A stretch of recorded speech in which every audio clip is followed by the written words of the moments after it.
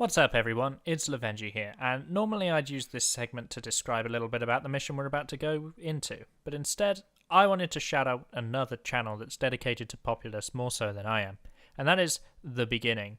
It's an incredible channel, and his knowledge of the game far outweighs my own. As much as I love the game, this guy puts me to shame, and I advise you all to go and check it out.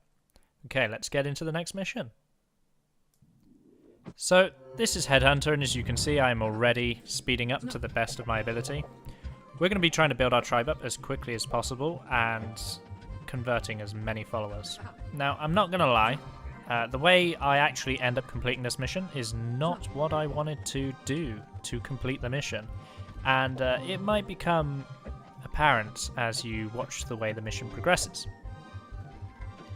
Now, I can only apologise for the amount of speeding up we're doing. This is quite a slow mission for me in terms of how I like to do this mission. We're against three tribes, the Dakini, the Chumara and the Matak, and I prioritise killing the Matak in every playthrough that I do. As you can see, similar to how we normally do it, I train a couple of warriors this time and use those warriors and their ability to just go through braves like butter to quickly launch an assault on the Matak. Now, it's important while you're doing this assault that you are still trying to sort of macro your base, build more huts, because the other tribes don't slow down, and the Dakini actually start with 100 followers in this level. So they start with a hugely overwhelming advantage compared to normal, whilst the Matak have to build up from scratch. I've never rushed the Chumara, so I don't know the Chumara's status, but they have a few structures at the very least.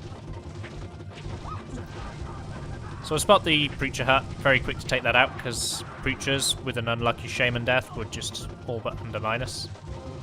And there is actually one very brave Matak follower destroying my warrior training hut. I have to deal with him as well. I do apologise once again for the use of the speeding up. The music of the game, which is one of my favourite elements of the game, doesn't sound anywhere near as good when sped up. Now, I place guard towers to protect these because this is where the enemy land boats, but what I've learnt from discussing with some of you in the comments that it'd probably be better to use the patrol function.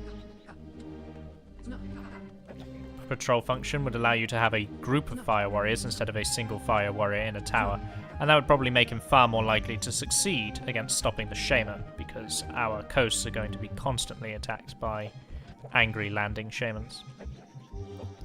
One of the biggest challenges of this level is the wood, so the trick I've told you before about using waypoints with your followers is very useful in this mission. You want to be constantly waypointing into what was the Matak base, grabbing trees, bringing that wood back into your base so that you can build up quickly. Wood shortage is a heck of a thing, and there's a small amount of water separating us and a good chunk of trees just there. And the AI is not very intelligent, so yeah, your braves will constantly run into the Dakini base to try and get them. So as you can see, there's a that was the Dakini army, and they are guarding that stonehead, and what we're doing is we're just suiciding the Shaman into there to try and break the front line of that guard. So my intended strategy for this game is to stop them doing that capture. I don't want them praying to that stonehead and gaining the spell contained within. I'm not going to tell you what the spell is because it's inherently obvious later on in the game. But it's a powerful spell. We like that spell. And we don't want them to have it. Although, based on how this mission goes, perhaps we do want them to have it.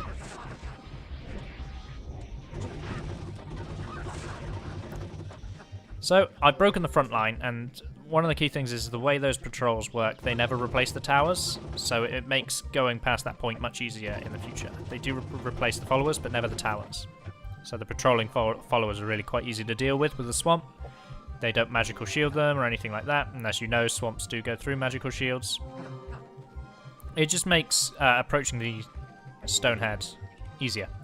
Now what I would normally do is some form of tricky terraforming to make it impossible for the Dakini to reach the stonehead because it's a priority target for them. But I actually get caught up in a whole bunch of attacks and I handle them pretty poorly, which means I don't really position myself as well as I should to be able to handle the endless assaults. And as you can see, my lightning spells they weren't great. I got myself killed there, and really, my only statement having done so was, well, really I deserved that. It was not my finest hour, for sure. We respawn just in time to stop the Preacher and to intercept the Dakini attack. Now, just a reminder that followers that are working generate as much mana as a follower that is within a hut. That's another pointer that we picked up from Jordan, one of the commenters. And it's important to keep them moving at all times. Really what I should be doing with all these idle braves is constantly trying to build or getting them to patrol around a fireplace like I do in some of the other levels. If you really want to play this game as efficiently as you can, you need to have that in your mind at all times.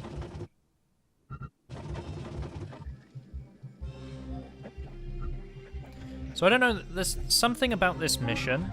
The AI isn't fantastic on repopulating huts. Sometimes the AI is really good about making sure that new followers get bred and they go into the huts correctly, and idle braves standing next to huts will populate the huts for you. This is one of those missions where that just doesn't seem to work. You'll see throughout the sped up segment me almost constantly having to micromanage my followers, put them in huts, etc, etc. So again, control clicking to set waypoints, bring the wood to where I need it, because the AI is not particularly great at doing it itself.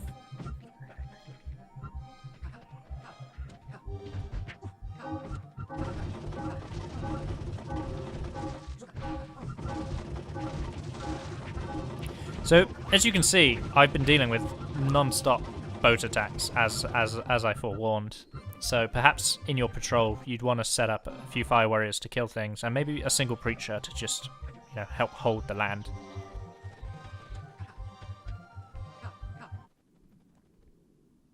At this point I'm starting to spam out, and so I make a conscious decision to start trying to break the front line.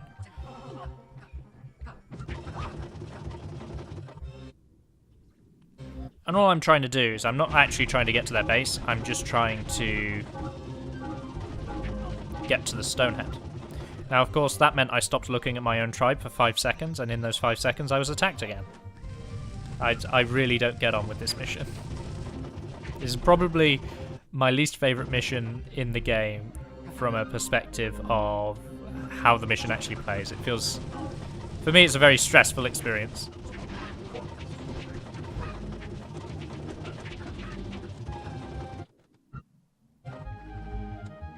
So as you can see, they are replacing the warriors of the patrol, but they are not...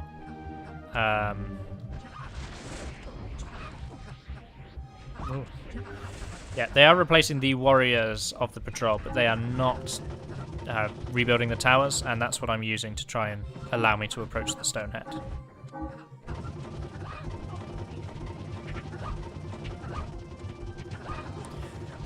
Water! We all love water. So again, stop looking. There's another guy in my base. Get the shaman killed. Pretty standard behaviours, really. Now, the Dakini have started preying at the Stonehead, and my immediate instinct is to stop them, because that's how I've always done this mission. Because, as I've said, they start with an impressive 100 followers, and quite a substantial tribe. They build up really, really quickly, and you need to... For the way this mission is constructed, you need to be able to rival them. So I keep doing that. Now, I put one swamp down, but what I really should have done was just unload all of my swamps onto that Stonehead. Because I have a great idea that then doesn't function as a great idea. And you may see me training, for some reason. And it was at this moment that I was thinking, I'm getting really, really rather annoyed with trying to maintain killing the Stonehead, and I tried to do something differently, and that involves landing on this little island and connecting it, because it actually connects to the back of the Dakini base. And at the back of the Dakini base is all their training huts. You know, the things that they're making the really annoying followers with. And I unload some tornadoes. And you may notice we're about to slow down, because they finished praying.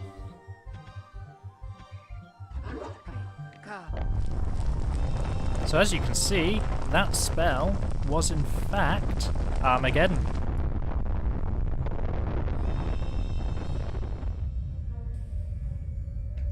And it's gonna ruin our day. Or so I thought. So, the reason they have such a strong population advantage is because, yes, their stone head contains Armageddon, so they build up quickly, they should in theory be the biggest tribe, and if left alone, they easily win the Armageddon battle. What I decided to do was try to just make my tribe as big as possible, and I realised that if you do that, even though I only had like 15 warriors, if you just make your tribe huge, you can actually win the Armageddon, as demonstrated here. And I find that amusing. But as before, the men are finishing shouting. I'm going to be quiet and let the sound effects do it for me.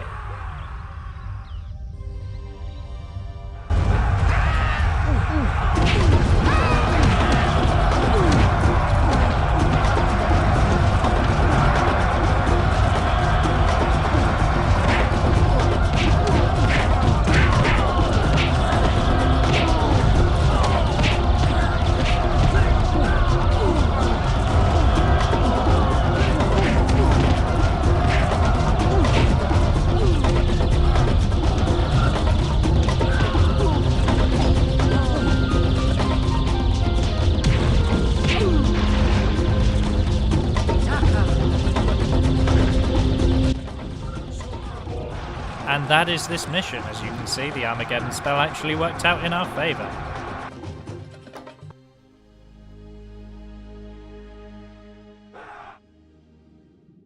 So that was mission 18, Headhunter, and there was quite a liberal use of the speed up function once again. And I'm not going to lie to you, that was not the way I wanted to do this mission. I was trying to stop them getting the Armageddon spell, and was going to kill them with my own spells, but instead it seemed to work out alright, fortunately. As always, like, comment, subscribe, let me know what you'd like to see done differently, and I'll see you in the next video.